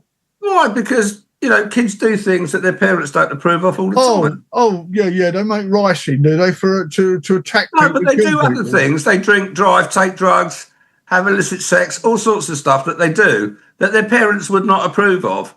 But you can't hold the parents responsible for that sort of action, particularly somebody. And often the parents have no clue that they're doing it. Yeah, that's the thing. That's the point, Daren. Yeah. Yeah, but if they're making ricin in their house, they would surely. No, why? How would you know? To an industrial scale. Yeah, how would you know? I remember going around in my old days as being an estate agent. I remember going around to this house and going in the greenhouse, and there must have been, I don't know, probably 15, 20 cannabis plants in there. Yeah. And I was like, oh, look. And she said, oh, I must admit, I don't use this in here. It's like, the kids have been, they're saying that all these weeds have been growing up in here. I said, oh, yeah. Do the kids come in here often? Yeah, well, they do come in here a bit. She had absolutely no idea that they were cannabis. I think, sometimes we blame the parents, but I don't know. When I was growing up, my parents knew exactly what I was doing most of the time. Well, yeah, indeed. Yeah, but look at the effect that's had on you, Mike. Look at you now. Well, that is the worrying thing, I know, but... I mean, if it had been brought up in a more realistic household where you're allowed to have some freedoms, you wouldn't be so suppressed. Depressed? Suppressed. Oh, all right. Okay. No, you wouldn't have some of these alien attitudes you have to other people. This intolerance that you seem to show to the rest of the world. My only intolerance is on a Monday to Friday mornings breakfast show, and with you. I mean, that's my only intolerance. Yeah, go on, move on swiftly.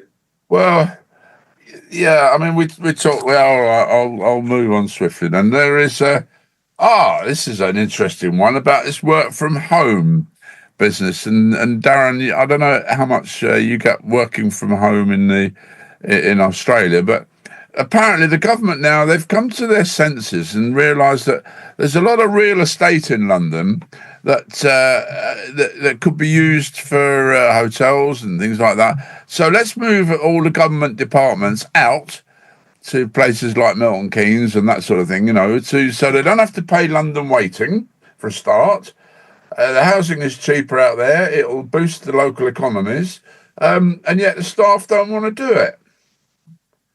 So, but that's been going on for years. Like, I remember, again, back in my real estate days, when I was working in Bracknell at the time, and one of the Met Office. Met Office, yeah. Yeah, they decided they were going to move down to Exeter because it was so much cheaper. Properties were cheaper. It was a lot of people didn't want to do it, but the weather's better. The weather's better. Yeah, they moved him down there, and there was this one guy I remember because I sold his house for him, but he knew that he had them over a barrel. So at the time, house prices were dropping, and they guaranteed him a price that he would never have got on the open market, and he wasn't keen to move down when they wanted him to move down. So he said, no, I'm not going to do it. And so what they would do is that they flew him and 3 others every day. They flew him from Blackbush Airport down to Exeter Airport, and then back. And they did that for 3 months for him. But it still saved them a significant amount of money. So I work from home permanently. I don't work. I went into the office one day this week, but there is no pressure on me to go back to the office whatsoever. My stepson does the same. My son does the same. When you got civil servants that are working from home, in Spain and places like that, when it does make a bit of a mockery of it, doesn't it? We had a situation because like I work for Bupa Health Insurance. I thought you were still working for Romans, over there. You're working from home. But we're dealing with people's private information, and we discovered that somebody in one of our call centres, he said he was going away on holiday, and when he came back from holiday, because he was working from home, they picked up that he couldn't update. There was a necessary update, a security update for his laptop and everything. They said he couldn't update it. Said, well, you can't actually start working again until you've updated your laptop. And they discovered that he'd moved to Bangladesh. So, how long was he there for? Is it before he got discovered? Well, literally, he tried to call me and start work. He couldn't log on because basically our security was saying we're picking up that he was, but we didn't know that the person his team leader and that couldn't understand why he couldn't update to the latest software and security wear and everything else. And it was only when the IT department gets involved and they said, well, I don't understand. We've never had this issue before. And then when they sort of got in contact with the vendor who sold us all, they said, well, the guy's not in Australia. Yeah. Well, it's like Starmer, really. I mean, he allegedly runs this country, but you never hear, is he? Stay awake here, isn't it? I think the concept of having to go into an office every day is outdated. And I know there are many people like Donald Trump and his brigade who would say, no, everybody's got to go to the office. So that's one of his edicts that he's put out to all the people that work for the US government. I've not heard that one. Oh, well, yes, it's a return to the office policy. I just think sometimes it's such a waste of time and money because, people can work from home very adequately. It's a better standard of life. It's better all round for everybody. It's good for the economy. It's good for the environment. And why not? Well, my doctor works from home. She only goes in 1 and a bit days a week now.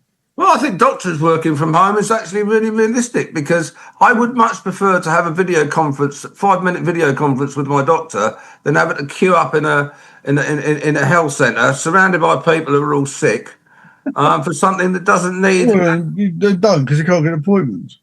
Well, so it's empty. You go in our doctor's, Alan, and it's empty, isn't it? How many patients you ever seen there? I went in there the other day and it was rammed. So. And they told me when I wanted a home call, so I couldn't get there because I couldn't walk from the car to the car. Firstly, the paramedic turned up on the doorstep. I said, "I'll get a phone call," but I didn't get a phone call. Suddenly he's on the doorstep. You see, so I said, "Oh, you meant to phone me?" He said, "What's the point in phoning you when it's quicker to come round and see for myself?"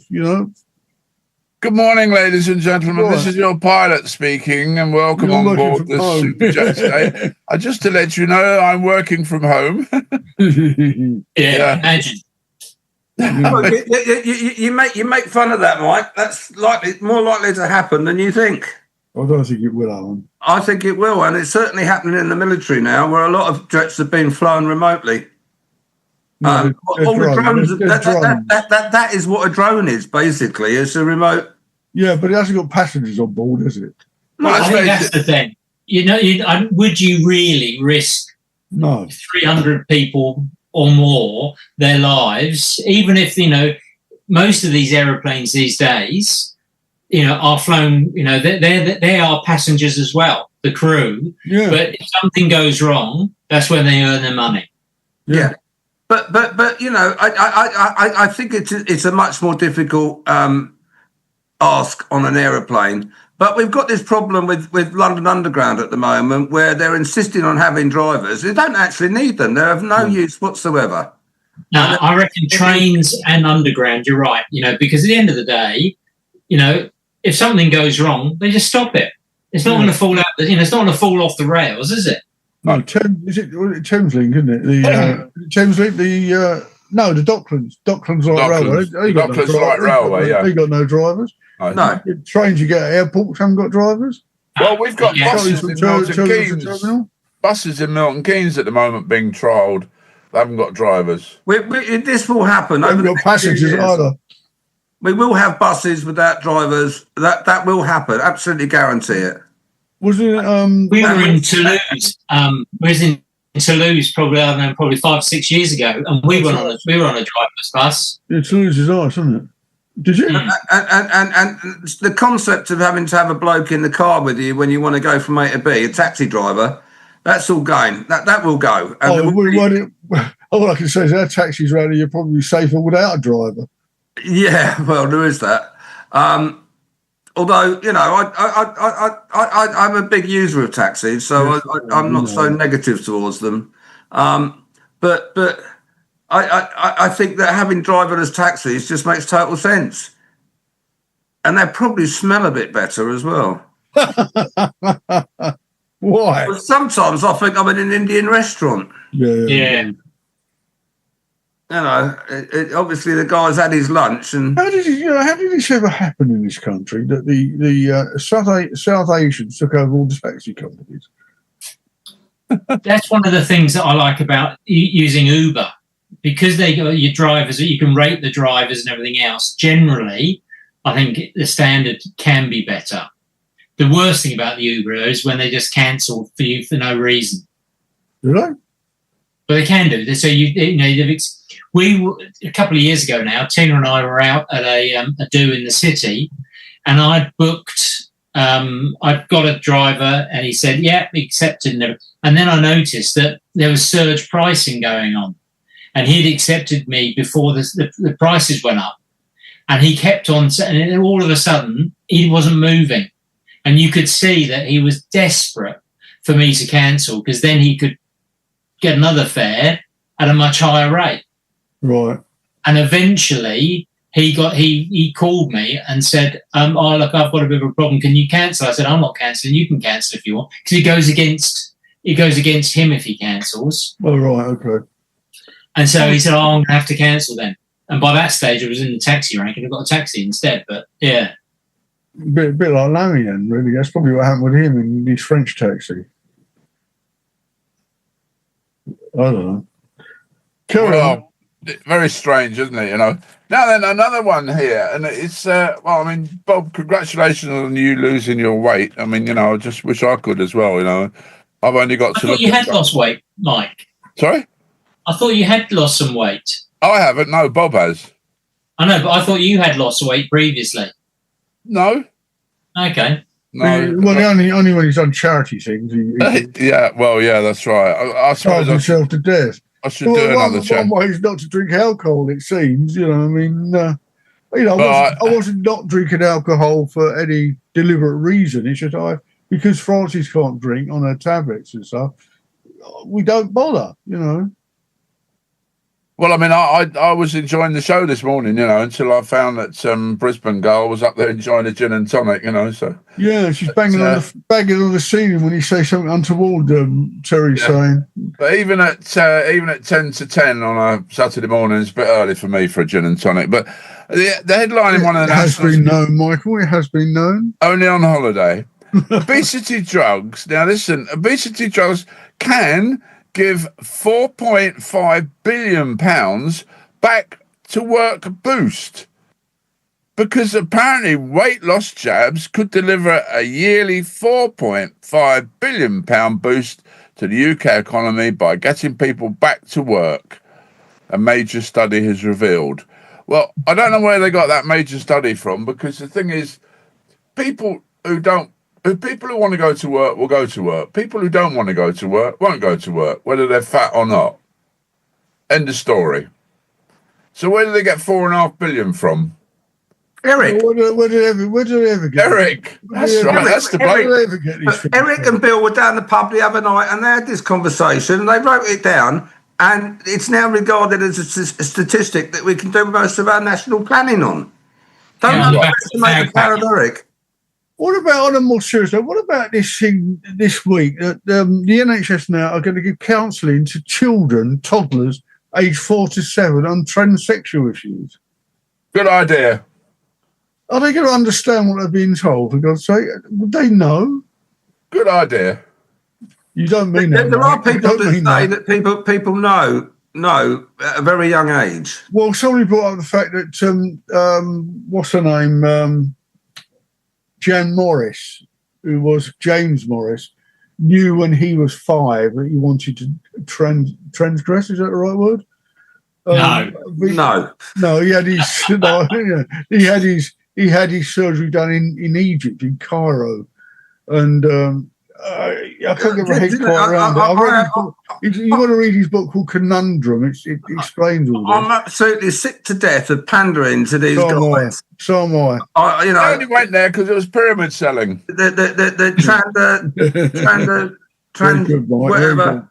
I'm just fed up with it, and I think the idea of putting national resources into counselling kids of 5 is ridiculous. So do I. Absolutely ridiculous. But it's not really I don't think you should be allowed to. I don't think you should be allowed to do anything until you're at least 16. 95. I would say 16. If you get to the age of 16 and you think you need to do something about it, well then fair enough. By that time you've got, some would argue that it's still not enough, but but getting kids of 4, 5, 6, 7, 8 involved in this process is absolutely ridiculous. And I think anybody prescribing drugs to those children should be locked up and should be a criminal offence. That's way, way, way too young, isn't it? Yeah, absolutely. Yeah, it is actually. Yeah, even I'll agree with you there. Yeah, what on earth are they thinking? They're pandering to a very small minority of people who are very vocal. Well, we've only apparently got 10 patients on this scheme at the moment. Well, that's 10 too many. 10 too many, isn't it? Yeah, quite. Just because there's a low number, it doesn't make it okay. But it seems to me like it's almost become a fashion statement, isn't it? I think it has become absolutely fashionable, and television has got a lot to answer for. And the sort of, it's been a fashion statement since I was a kid. That there were loads of guys that I just want to go, and they wanted to rap on the other side because it was fashionable. On a similar note, what about the fact that the Royal Navy's painted on? Is it one of the ships that were down in the Falklands as a celebration? They painted the rainbow flag on it, which is causing a lot of problems. A lot of the naval personnel are in disagreement of this because they said it could have been something more patriotic than painting the rainbow flag on the side of a warship. They painted half the hull in rainbow colours. Well, maybe that's peace they want. It's. We'll give peace a chance. Yeah. Well, I quite like rainbows.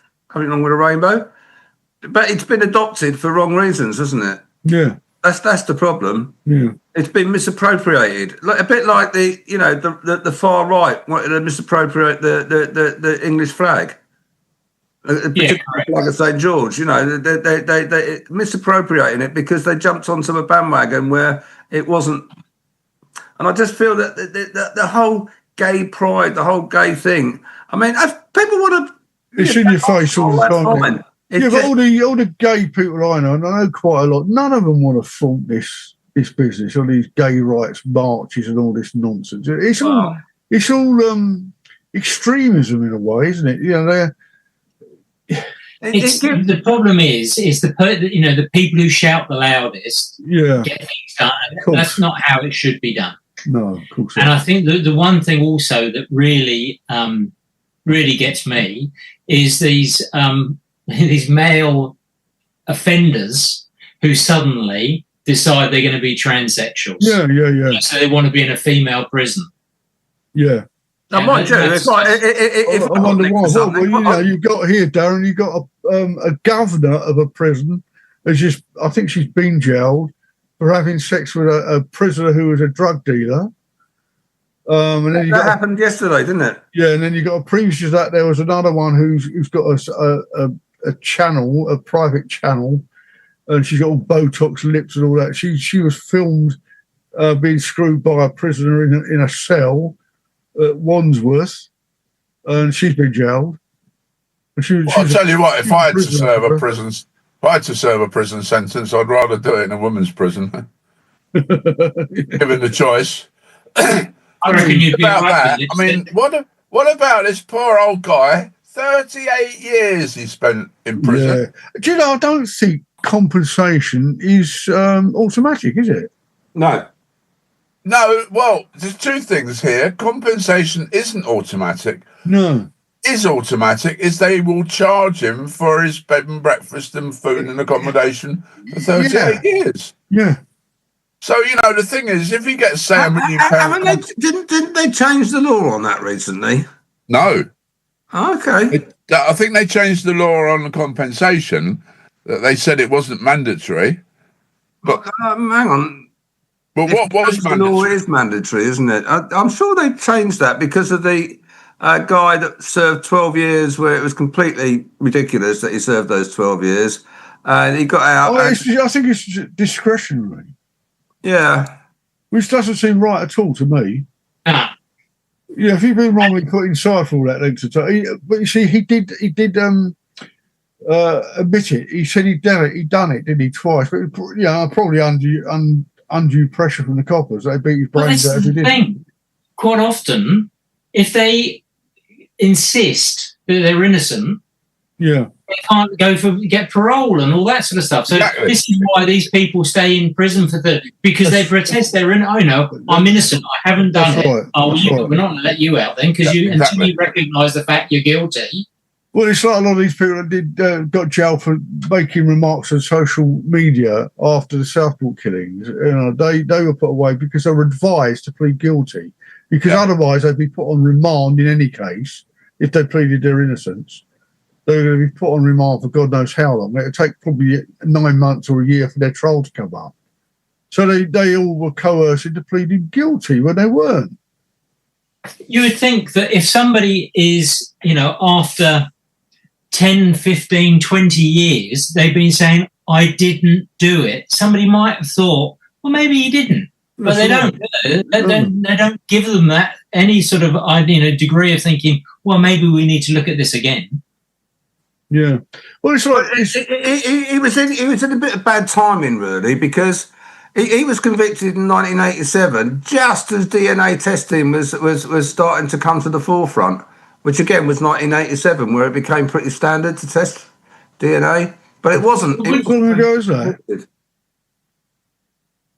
Say again? Was it as long ago as that? I didn't know the DNA came in. Yeah, well, DNA testing first started in 1987 on a sort of an industrial scale. There were DNA tests that you could have before that, but it was like, you had to send it away for 3 weeks of laboratory, whatever. It's really complicated. Now it's... Wouldn't you think that if somebody, because we got back technology, you'd think, is there any DNA we could test? Let's, see if we could sort this guy's, situation out, and for once and for all. He's banged up and forgot about, isn't he? Yeah, no, exactly. Well, there are situations in this country, and only in the news recently, where they've actually convicted people of murder, 20-odd years ago through DNA. Yeah, fantastic. A number of cases. Anyway, listen, gentlemen, I'm afraid we've got to say that it's come to the end of the show. Thank you very much, Darren, for coming on board, and we look forward to seeing you in a month's time. Good to see you, son. If you recover, thank you very much for inviting me. If you can recover, that is. Yeah. He's going to go have a stiff drink and then lie down. Well, there you go. Anyway, the Grumpies, if you missed any of the show, it's repeated during the week on Spectrum on Air, the colourful voice of radio, and it's also repeated on YouTube. So you can go onto YouTube, look up Spectrum on Air, the Grumpies on Spec, and, well, you can listen to it all again if you dare. Yeah, Mr. Terry Blake saying before we go on. Me and everybody else, we're just going to say one of the best, he's saying. Cheerio, and we will see you next week, all right? Take care and have a good weekend. Bye. Summer is calling, and so is Shine Fest 2025. Join us on the 30th and 31st of May for the ultimate family-friendly festival experience in Guildford. Get your fix of live music from incredible artists, including 90s rock legends Reef. Unleash your creativity with hands-on arts and crafts, or go crazy on the incredible rides. Plus, face painting, circus workshops, and kids rave to keep the little festival goers entertained. Fun for the whole family, memories to last a lifetime. Tickets on sale now. Don't miss out. Book today at shinefest.uk. Shinefest 2025, celebrating 10 years of music, fun, and family coming together.